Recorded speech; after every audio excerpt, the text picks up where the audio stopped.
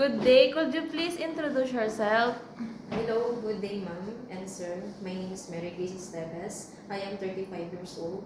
I was born and raised in Tanawan City, Batangas on February 7, 1989. I am a single mother and I have two children, one boy and one girl. Their ages is 15 years old and 13 years old. I have two brothers and three sisters, and I am high school graduate. Tell me about your working experience as a domestic helper. I work as a domestic helper here in the Philippines in last June year of 2020. How many helpers in the house? Only me. Did you renew your contract? No, because I want to expand my experience as a domestic helper in other countries. What will you do in the house start from the morning? First, ma'am, I will fix myself and prepare food for my employers after I clean the house, including the windows and walls. Why do you want work in Hong Kong? To earn and give money to support my family here in the Philippines. How can you manage your homesick? Homesick is normal, but I will sure that I control my homesick. Tell me about your experience as a taking care of newly born baby. In my previous employer, my personal experience, I am the one who look after the baby. I do feeding,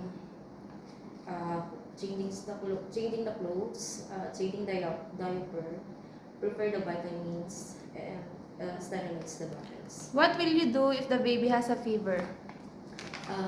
First, I will check the temperature using thermometer, and then I will call my employer and inform them what happened to the baby. Do you have experience of taking care of elderly? Yes, I treat the elderly like my own parents, and I will follow all the orders and always give respect every time I talk to them.